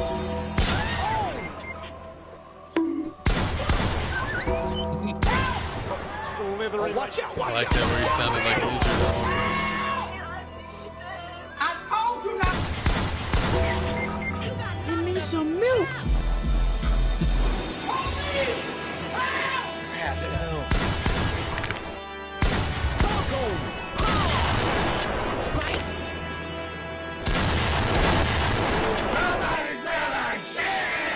And Blue, if you do get back on brand risk, do you want a rematch or who do you want to fight? I probably won't get back on brand risk because you tampering with the bets. Never that. Never that. I don't know what he's talking about. Wait, did you see Blueface's fight? Yeah. What'd you think about that? He looked burnt out before he got in the ring. For real? Yeah. He looked like he did all his training and left it at the gym. He didn't look too good. But I think he's better than that. I think what he showed was just not his best. I mean, everyone who gets in the ring. Adin's betting scheme should tell y'all nothing. I'll definitely never fight on brand risk again. just based on Adin's business skills. Yeah, Adin's definitely scamming. He tried to say I was drinking and getting lit. I don't even drink, chat. Definitely an excuse to make it more favorable. All the highlights was in one round. It's a 6-round fight. And if you go look at all the highlights from what everyone's posting, it all says round 6. Where's the rest of it? I didn't take plenty losses before, chat. It's not. Boxing is the sport comes with losses. How much did I make on the fight? Oh, I ain't gonna tell you how much I made, but I'll tell you that I made over 300,000. I'll let you guess from there. And that's just for the fight. That's not even including nothing else. Yeah, Adin's definitely scamming. He tried to say I was drinking and getting lit. I don't even drink, chat. It's definitely an excuse to make it more favorable. All the highlights was in one round. It's a 6-round fight. And if you go look at all the highlights from what everyone's posting, it all says round 6. Where's the rest of it? Regarding and addressing Blueface. Well, again, Blue, I know you're upset you lost. I understand. And I give you your props for getting in the ring. And it was very tough to get you an opponent. But again, for you to shit on and say it's rigged because it had money up and whatnot, bro, I bet $10,000 with academics. I'm not sitting here betting on Rainbet. I bet, 20 bands with Ac and whatnot. I have no control. I have no control over what happened. And Blue, to be honest with you, bro, there was a moment where you got chopped in the corner and you almost the ref almost went like this and TKO'd it because you weren't defending yourself. And for everybody online trying to shit on Chibu, saying Chibu's 70 pounds higher than him, he accepted the fight. These fighters know their terms. And Blue said, if it's not 6 rounds, I'm not fighting. And they fought at 6 rounds. Chibu gave him the 6 he was rounds. the one that got If it was 3, See, Blueface thought he was gonna get over on him. He said, "Oh, he's 75 pounds heavier than me. I'm gonna try to go the max amount of rounds, so I'm gonna tire him out." But He yeah, just wanted to rope-a-dope him, and then he was the one that got rope-a-dope. yeah, he ain't. I mean, honestly, I was doing some searching, searching for some Chiba fight videos of like him basically training. He didn't have any out there. So you basically don't know what he was doing. Like Blueface, you seen him training with like professional boxers, but I mean, I have faith in Blueface. We've seen him fight before, and he did pretty well. Mhm. And I think he won, or was super competitive. And I thought he was gonna have it on this guy, but it just backfired on him. The dude had them haymakers. Then on top of that, I do feel like the dude was kind of leaning on him a lot. So I mean, I don't know what you're gonna do about that part. So I feel like that's one of the reasons why like Blueface fell between the ropes, because the dude kept leaning on him. Yeah, that was a push. He didn't get knocked out. I saw the replay. Exactly. That was a push. Exactly. But this brand risk boxing that Adin Ross has going on, this one, I have to say, this one was one of the best ones out of all the other ones, especially when it comes to the commentary. Because sometimes, Ruga knocked that dude out. I didn't expect that. That dude that act like you giving Ruga some props. I was gonna put Ruga on here, but I didn't know how you wanted to talk about Ruga. Nah, I mean he's never hurt anyone. I don't care. I'll give him his props for stepping in. No, I'll give him his props for stepping in the ring. He said no quit. And that dude that he fought, like he seemed half crazy. Oh, and that that like K-Mac? he was all fighting. Like he does the Seth emo all the time. And if you've seen his videos on his Instagram, like he's wild. And I was like, is this dude just gonna go crazy in there and overwhelm Ruga? I thought that's what he was gonna do, but Ruga handled business. I was real surprised about Ruga. I mean, if you don't They know, should have let him fight Blueface. He was ready. It was originally supposed to be Blueface versus Ruga. Now that definitely would have been a great fight to see. I mean, the Blueface Chiba fight was amazing, but Ruga Blueface would have definitely been a good fight too. But I mean, all in all, I mean, from the whole card, only one that disappointed me was Super High Fire when he fought that big white dude, and he was over there complaining like, "Oh, I won." Did you see him complaining saying he won? And I watched the highlights. He came nowhere close to winning. That dude, he was basically running, and the dude was beating him up still. Yeah, everyone said he lost pretty bad. Yeah, but it's like all these fighters got butthurt. Like Blueface, even if Adin was like betting against you or had bets on the fights, that had nothing to do with like went on in the ring. True. Like, did the dude throw like shit in your eyes and take advantage or like cheat in some way? No, like you have nothing to complain about but yourself. Exactly. I mean, one thing I do gotta admit, like I don't think it was a unanimous win, but I mean, I thought it was unanimous. You think Blueface didn't win not one round? No, not that. I just meant with the judges, like all 3 judges. Usually, that's what they say unanimous is. When it's unanimous decision that all 3 judges voted for. But they voted. But they also, I think they also tell you like what they score each round. But they also tell you that each round. Oh yeah, I think that's called something different if you win every round. 'Cause I don't know if that's a shutout or something else. Comment down below. Comment down below. Let us know that. But I mean, this right here got me wondering what other rappers I want to see in the ring. I seen them allege that Sauce Walker, they want to get Sauce Walker in the ring, but then who would fight Sauce? I don't know, but Sauce Walker was like, "Oh yeah, Adin Ross don't got enough money. You don't have enough money to get me to fight." I'm like, "What are you talking about? You post videos every day of you acting like a Dragon Ball Z character. You doing kung fu backflips in your room, doing nunchucks. Like you can't get in the ring." Adin Ross, he's ready for WWE, not boxing. Fact, he's trying to go get his Logan Paul on. I mean, you see, Adin Ross just paid Blueface $300K. How much do you think Sauce Walker? How much you think you worth, Sauce Walker? I bet you he said, "Oh, it's over $300K," acting like it was like $500,000 or something. I bet you he got paid like $350. I mean, hey, it's still more than you. Do you expect him to get that much for this fight? Close to it. You think? I mean, Adin Ross paid everybody. It's not like just Blueface got paid too. So he paying everybody $300K. I mean, you definitely got to. If you paying Blueface $300K, you definitely got to be making a lot of money off this fight. Yeah, I mean, I know Adin Ross is an idiot as well. I remember he paid what's his name, Playboy Cardi, $100,000 for 5 minutes, and he left with his money. Exactly. So I mean, I'm pretty sure Adin Ross has the money. He has money, yeah, for sure. So Blueface, I don't know how much money he made on this total event. I would, if someone has that data, put it in the comments below. How much this rumored total fights or Adin Ross made from this event. But yeah, I'm not surprised. Adin's got the money. Yeah, exactly. I'm not surprised Adin got the money. But you guys comment down below. How did you feel about the whole brown wrist fight? Any rappers you want to see get into it? I want to see Sauce Walker fight. I want to see I want to see Ruga G Herbo. He called out G Herbo. What? G Herbo's got to step up. What? He got called to the plate. My calls what? I'm ready for full on celebrity deathmatch. Let's not forget boxing. Let's go straight on MMA. That'd be and choking's allowed. That'd be crazy, man. That'd be crazy. I definitely want to see that. I would. You already know. I want to see Crip Mac in it. What girl rappers would you have fight? Oh, and you know, Asian Dog got it. Asian Dog got to get in there with Cuban Doll. Oh yeah, could you imagine the doll cage match where all the dolls fight each other? Asian Dog, Cash Dog, Cuban Doll. Yeah. We're missing more. There's like 2 or 3 more. You know, all the dolls. Molly Brazy Doll. I mean, all the dolls.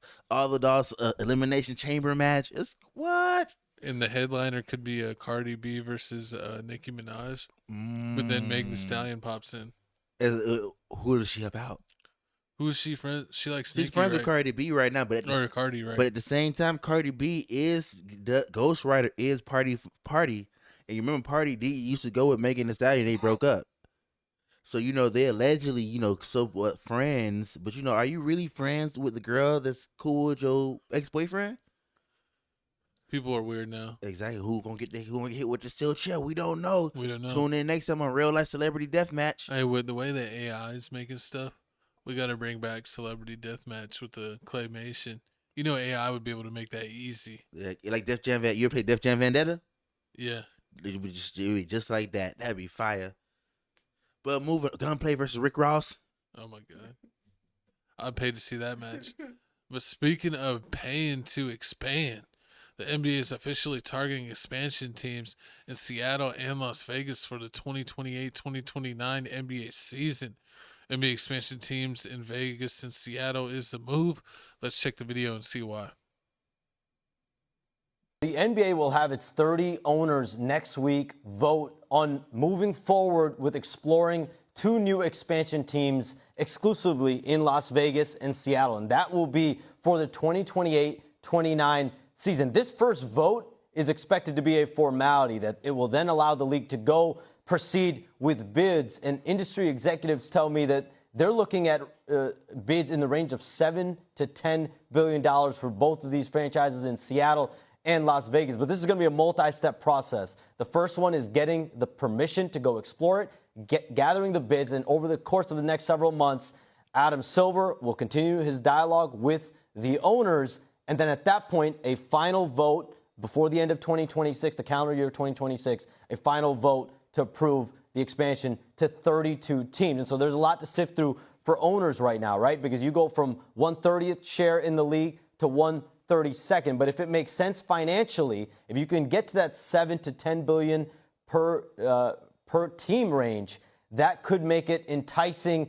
It's really become a question, from my understanding, when, not if, there will be expansion. And so we're going to know this calendar year, but a very important vote, a formality vote, coming up next week. You could definitely move Memphis to the Eastern Conference. New Orleans is another possibility, or just like Minnesota is. But I will tell you this.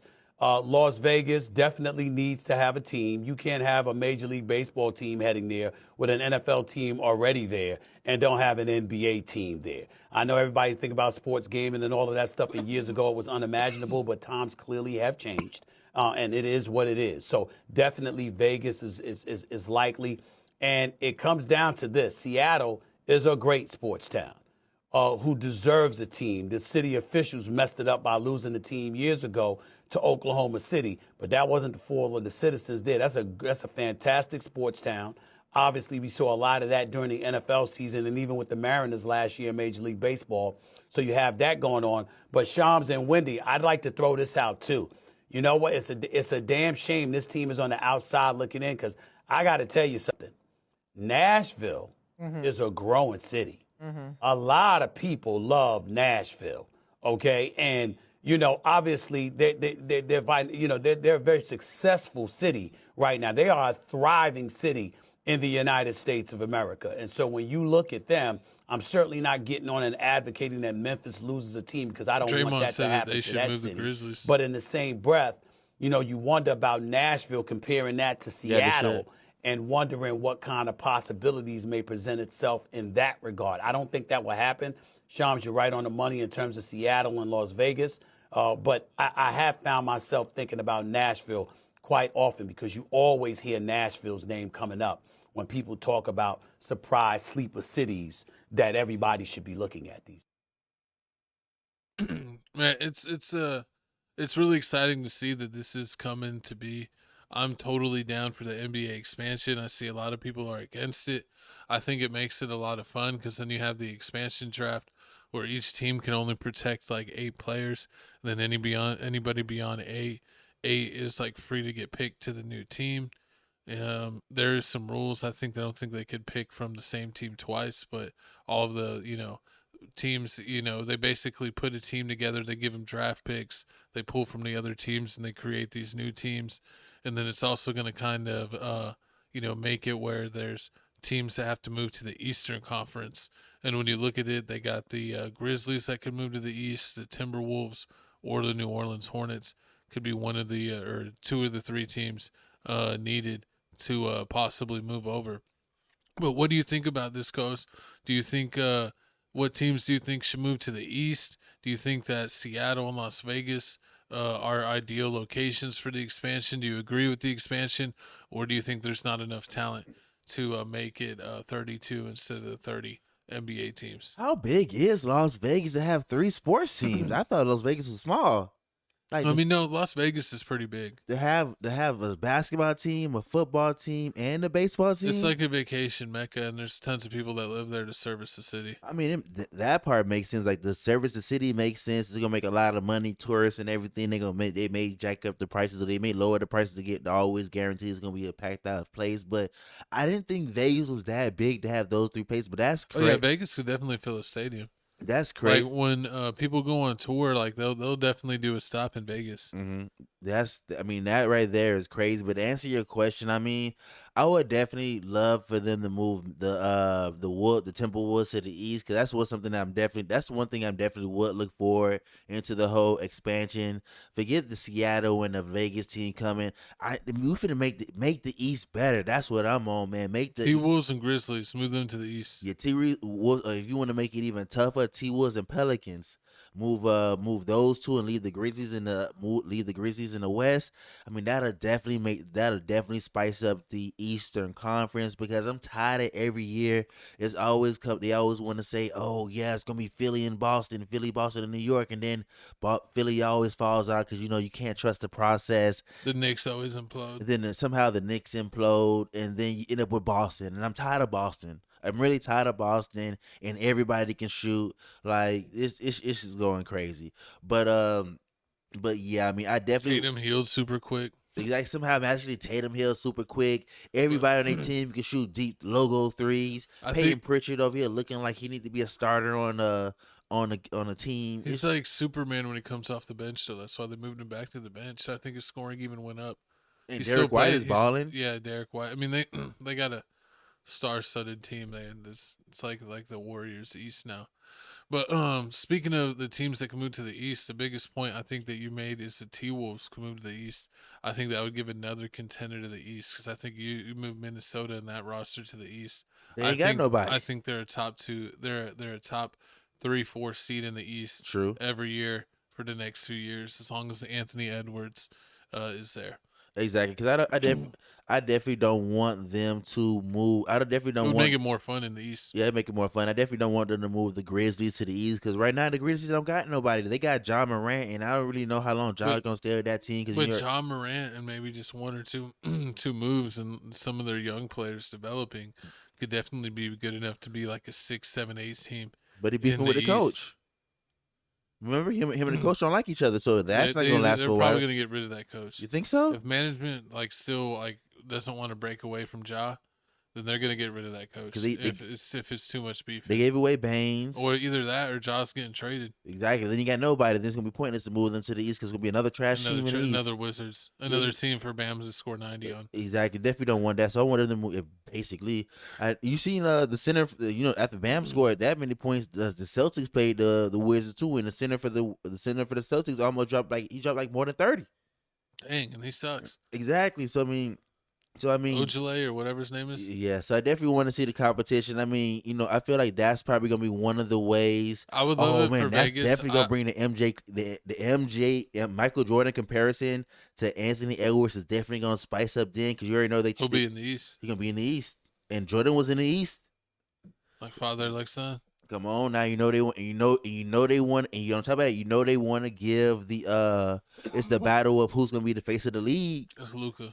It's never that performance is correct. We're gonna talk about that in a few minutes. 360. But they always talk about, it's between Jason Tatum and Anthony Edwards for being the face of the league. But they're like, Anthony Edwards. But then every year ends up being Luka and Joker and Shea, and they never foreigners, and they never gonna give it to them because they foreigners. They trying to give it to an American. Shea won it last year. What? Not, but talk about the face of the league, not MVP. Okay, gotcha. I'm talking about the face of the league. They don't want, because you always talk about, they should make Luka the face of the league. They should make Joker the face of the league. They always talk about Joker, but they're riding LeBron until the wheels fall off. Until him and Curry. Until who? Until an American they retire. Until an American comes up. Yeah, and then Anthony Edwards is trying, but he's not living up to the hype. Exactly. But he's gonna be the next baby Jordan Curse. But if he moves to the East, that might happen. He'll have his chance. He'll be in the Eastern Conference Finals every year. Exactly. Only people you really got to worry about in the East as good Celtics.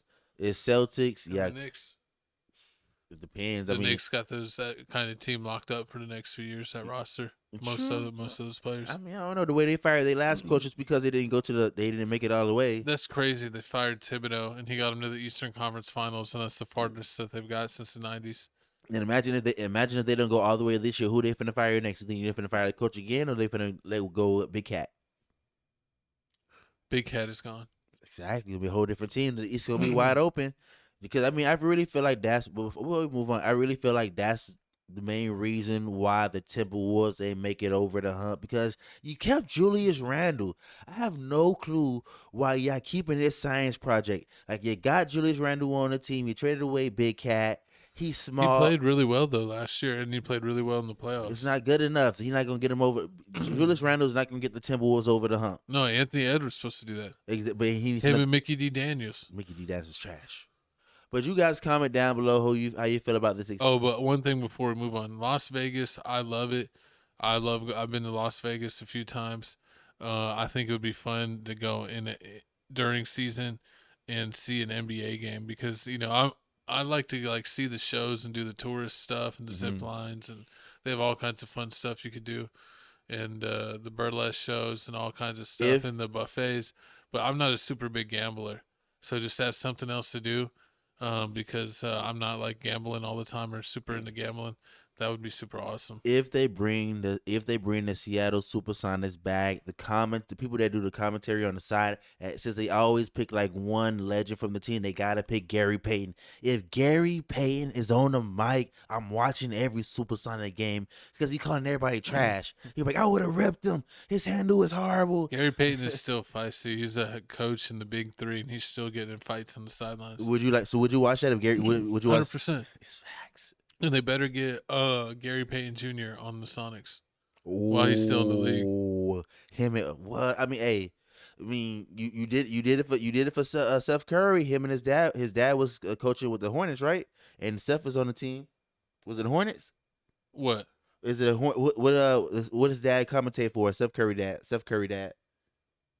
Oh yeah. He commentates on the Hornets. And Seth Curry was on the Hornets. And Seth played for him, yeah. Exactly. I mean, you gave it to them. I mean, hey, I want to say you gave it to Doc and I think at Austin Rivers. So come on. Austin Rivers is now a trash commentator.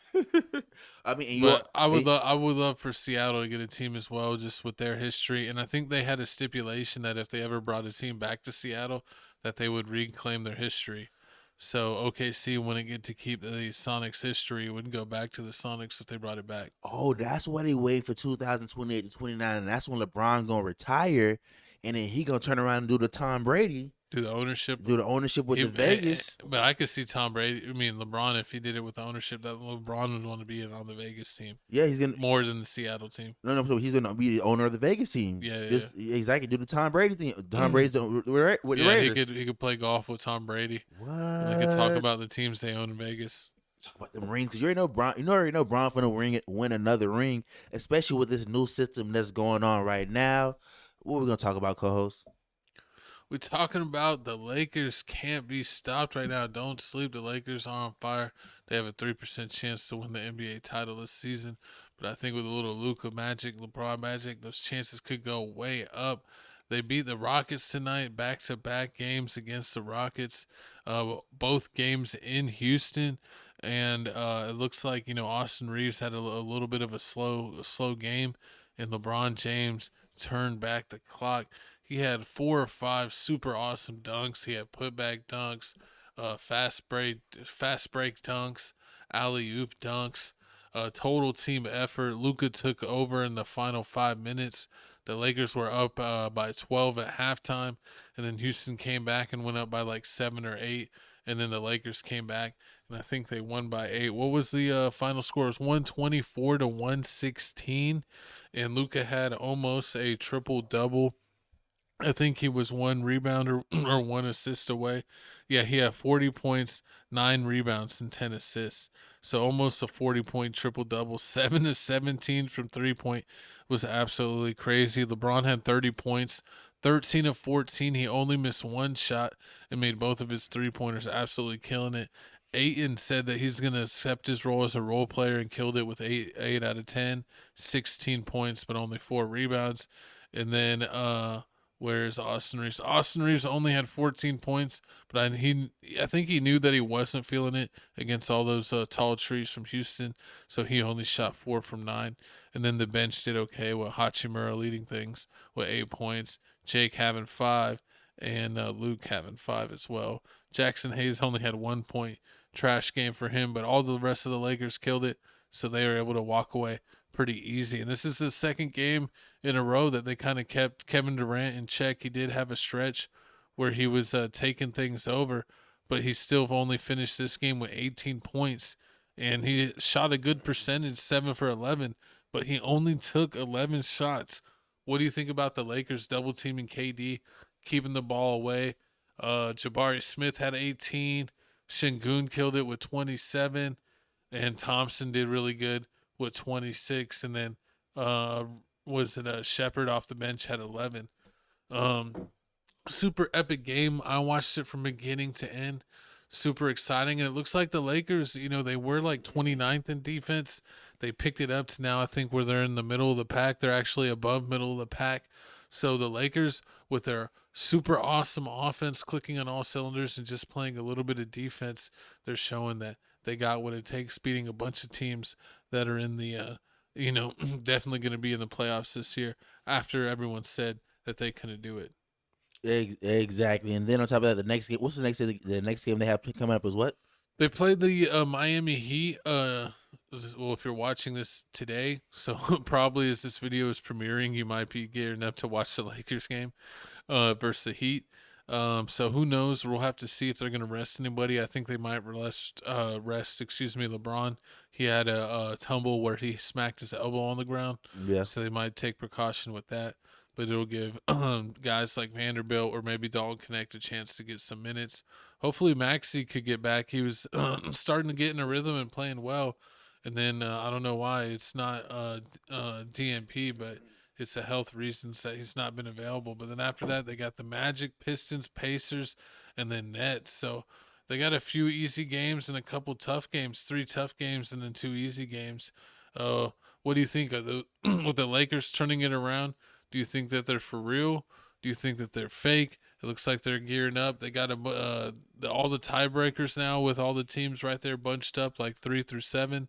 They got the tiebreaker on all them. So do you think the Lakers are going to keep their lead and stay at the 3? And then do you think they have a chance to make a deep playoff run, maybe to the Western Conference Finals or NBA Finals? I feel like the Lakers have a chance to make it to the championship and win the championship, especially if LeBron James keeps this up, because LeBron James is doing something that no other superstar has done. He has quietly took on the third role, the third scorer, and not complain about it at all. And he's embraced his role, and you see that, and it shows. At first, they were talking about how Luka was basically a cone on the court, and also LeBron, he doesn't do a lot of things, so he's a cone.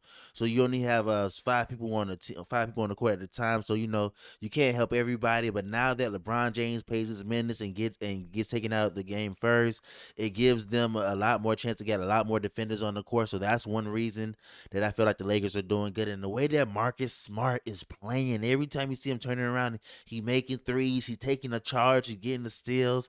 That's the defense that I like to see. He's their Draymond.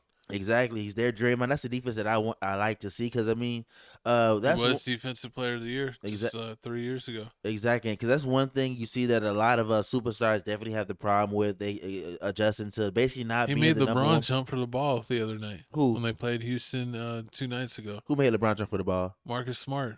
See? Him being inspired. I don't think I've ever seen LeBron dive for a ball, and he dived out 2-handed dive. Exactly. See, this Lakers, the way that JJ Redick has this planned out and doing it is great, and the fact that they're doing this towards the end of the season means it's gonna be a lot harder for a lot of teams to basically prepare for this, because they don't know how it's gonna go. Because I seen the way that they do it, the way that they're playing now, like when it's a 3-man fast break, you got LeBron on the far left side, Austin Reeves on the far right side, and you got Luka in the middle. It's like you don't know who you to guard, and then especially when they cross, it always ends up with a problem. You might give up an alley-oop dunk, you might give up a 3. Exactly, you don't want to give up your poison. You see Austin Reeves will drop 30 on you if you playing. So you definitely got to stick him, and then you gonna be I'm gonna leave. Then you be I'm gonna leave the other one open. But guess what? The other one open is old man LeBron, and old man LeBron gonna make it.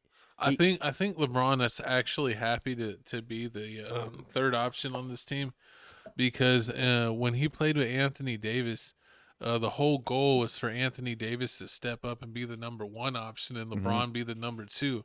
But the whole time, I mean, they did win one championship, but all the other seasons where they were picked to be good, LeBron still, even in his elder age, was having to be the number one option. Yep. And when he would get to the playoffs and he would be worn down because Anthony Davis could never step up and be the number one and lead him to a victory. So he would be worn out and they would lose in the playoffs. And, they got a lot of hate for that, but it was like, it's not LeBron's fault that AD could never step up to the role. And now that he's like, oh my God, I can't believe it. I was ready to step to the number 2 option for Luka, but shoot, we got another baby Luka. Exactly. So I got to let him develop, and he's got better every single year. It's his time. So now LeBron can play off ball, conserve his energy. And a lot of time when he's getting the ball, it's like once either Luka or Austin's broke down the defense, and he's kind of getting it where he has a step on the defense to either make a play or to score himself. So he's getting a lot easier buckets. He's not having to bring the ball up to the court, conserve energy. He's actually able to play better defense. We saw tonight. He was moving his feet well. He got a block. Luka's playing better defense. I think he's averaging 2 steals and 1 block a game, and he's now in the top 80% of or 80 or 90% of the best defenders in the league since the new year. So yeah, they've definitely Marcus Smart's getting them all playing defense. LeBron's able to super conserve his energy now and pick his spots. And nights like tonight, where Austin Reeves kind of struggled or knew he didn't have it going against the Houston size, LeBron was able to step up. And I think that's something that LeBron's got to understand, and I think he will, is that, most nights it's Luka's going to be 1 and Austin's going to be 2, but one of them might not have it going on, and I might got to be 2 or 1. And if I've been able to be 3 for a few games, I might be able to step up whenever they're not, fully going, or if maybe there's, missing a game. Yep. So I think, LeBron's still going to be able to keep close to his stats. But, yeah, the Lakers are looking really good to me. I think I think it's going to come down to we looked at the playoff standings. It's going to most likely end up like this unless something crazy happens. They're probably going to have to play Houston or OKC in the second round. They're playing the Spurs. Oh yeah, they'll play the Spurs. They play the Spurs with the 2 seed. And yeah. I think. Do you think that they? Yes, I think beat the Spurs. This is just because of inexperience. Just because of experience, they're gonna end up beating the Spurs. And the Spurs don't have anyone that can guard Luka on the perimeter. Exactly, and he's definitely gonna cook Fox. Even though Fox definitely does own the Lakers, small, he won't even guard. But he owns the Lakers. Fox with the Kings, he owns the Lakers. He already said it. I think he has a winning record versus the Lakers. They're gonna have Smart flagrant him and slow him down. They're gonna have something going on. But do you think Castle's going to be able to guard Luka? Because Wemby's going to have to be on an 8, and so it's going to have to be either Vassell, Fox, Castle, or Johnson guarding, taking turns trying to guard Luka. And they got LeBron. It's mismatch. It's a mismatch regardless. And that's what I'm saying. It's pretty much everyone but Johnson. Luka's going to be able to outweigh them and post any of them up to cause a double team every single time. Yep. So yeah, they're gonna have their fans full. It'll be interesting to see. I'd pick the Lakers over the Spurs, and I think it could be a 7-game series with OKC. And depending on if J-Dub's playing or both teams who's healthy, might determine that outcome. Just who's healthy or the most healthy by that part of the season. Just be OKC. That's all. I don't care who wins, long as it ain't OKC. Especially now that they got Jared. Jesus. Now Jared's getting completely wide open shots since he's on a team full of all-stars, and he's just banging threes on everyone. He had 25 points on completely wide open threes the other night, and he was doing TikTok skips all the way down the court. It was ridiculous. But yeah, comment down below if you're ready for the NBA playoff preview show and then the NBA playoff show coverage. We'll definitely bring that to you. That'll be on TFTC Sports. Check out TFTC Sports channel. You know what else is new? We got new music dropping. And if you're a Star Wars head, I want to let you know that Maul, Shadow Lord, the new show on Disney Plus. It's an animated show. It's starting on April 6th and going all the way to May 4th, and they are dropping 2 episodes per release date. What is about? This is about the dude with the red hair, the red face dude. Yeah, Darth Maul. Darth Maul is about. He has a. What have they ever talked about that before? Yeah, he was in the other animated shows. Is this gonna? Is this? Clone Wars. Does he have his own storyline, or is it a completely made up storyline? No, it's a real storyline that he had in Clone Wars. Okay. And I think this is gonna be happen like what happened after Clone Wars, or I forget. Mhm. I gotta re-go over it, but yeah, we're definitely gonna watch it when it comes out on April 6th. I'm gonna give Gavin to do Back to the 50 slice tonight. No, we're not with this. Remember you did that last time we first did? It's not no Boba Fett. And they let me down, so I'll never do it again. But we got music mix number 5. We got Lil Baby, Miss Trendsetter. Is that song any good? Yes, it's good. Mrs. Trendsetter, whatever she wanted. Like, you know that whole song's about Jada Waiter? I believe it. So, I mean, that's crazy. It's just crazy work. But, I mean, definitely love this video. Everybody loves it. Definitely, y'all need to listen to it. Definitely, y'all need to pay that TFTC music mix number 5. If you want, if you riding down, if you're in the streets, you need some music to listen to, you on spring break, need to bump some music, need some music that'll get the girls, vibing, get the girls right, man. Play that TFTC music mix number 5. Music mix number 6 is definitely coming out. But also, man, it's time to move on to some music that dropped this week.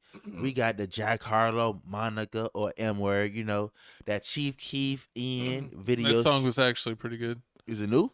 It's from the new album that's coming out on like the 27th. Definitely. What's it called? That Trigger 50 Skeletor. That's good. That Trigger 500K album. That album's alright.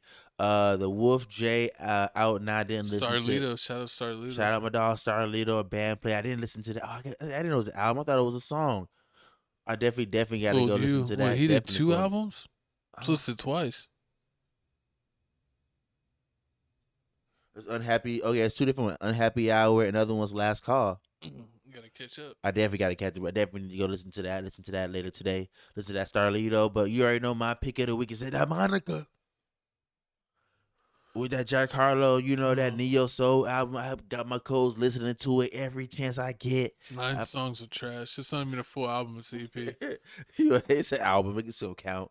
Man, you already know. Watch. He's gonna win a was it a Grammy? He's gonna get the Chalamet treatment for this. No, he's not getting the Chalamet treatment. He's gonna end up getting Mac Miller won Macklemore won the award over Kendrick Lamar. Album. He's gonna win the best album for Neo Soul. Shout out Macklemore for beating Kendrick. It's just how Glorilla won like best gospel album.